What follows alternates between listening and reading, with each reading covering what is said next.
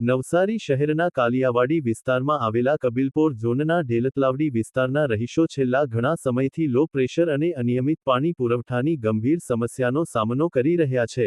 આ પ્રશ્નના નિરાકરણમાં નવસારી મહાનગરપાલિકાનું તંત્ર નિષ્ફળ જતા સ્થાનિકોમાં ભારે રોષ ફાટી નીકળ્યો હતો। આજે કોંગ્રેસ આગેવાનની આગેવાનીમાં 25મી વધુ મહિલાઓ અને પુરુષોએ મહાનગરપાલિકા કચેરીએ પહોંચીને વોટર વર્ક્સ વિભાગના ડેપ્યુટી એન્જિનિયર રાજેશ ગાંધીને આવેદનપત્ર પાઠવી ઉગ્ર રજૂઆત કરી હતી। ઢેલતલાવડી વિસ્તારની મોટાભાગની મહિલાઓ શ્રમિક વર્ગમાંથી આવતી હોવાથી તેઓ રોજગારી માટે બહાર જાય છે, પરંતુ પાણીની સમસ્યાને કારણે તેમની દૈનિક જીવનશૈલી ખોરવાઈ ગઈ છે। સ્થાનિકોના જણાવ્યા મુજબ વિસ્તારમાં સવારના સમયે માત્ર 15-20 મિનિટ જ પાણી આવે છે અને તે પણ ખૂબ જ ધીમા દબાણથી, પરિણામે દૈનિક જરૂરિયાત મુજબ પાણી ભરી શકાતું નથી। ઓછા સમય અને લો પ્રેશરના કારણે પરિવારોને રોજગારી છોડીને પાણી માટે ભટકવું પડે છે। સ્થાનિક રહીશ સોનલબેન પટેલે તંત્ર સામે આક્રોશ વ્યક્ત કરતા જણાવ્યું હતું કે કેટલાય મહિનાઓથી પાણીની ગંભીર સમસ્યા છે। જવાબદાર કર્મચારી પાસે રજૂઆત કરીએ તો માત્ર ખોટા વાયદા મળે છે અને ફોન પણ કાપી નાખવામાં આવે છે। નવી લાઇન માટે ખોદકામ થયા બાદ તો પાણી સંપૂર્ણ બંધ થઈ ગયું છે। પીવાના પાણી અને કપડાં ધોવા માટે પણ ભારે હાલાકી વેઠવી પડે છે।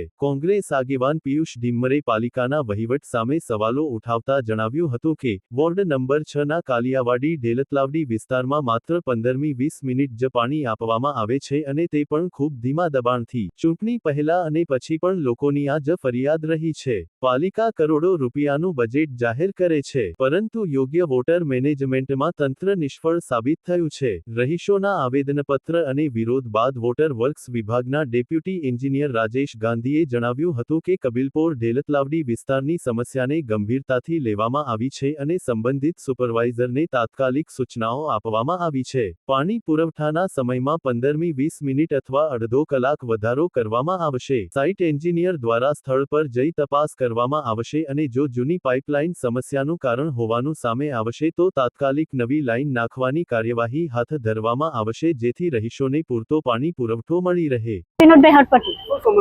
પાણીની સમસ્યા છે। કોને રજૂઆત કરી? પરેશભાઈને રજૂઆત કરી।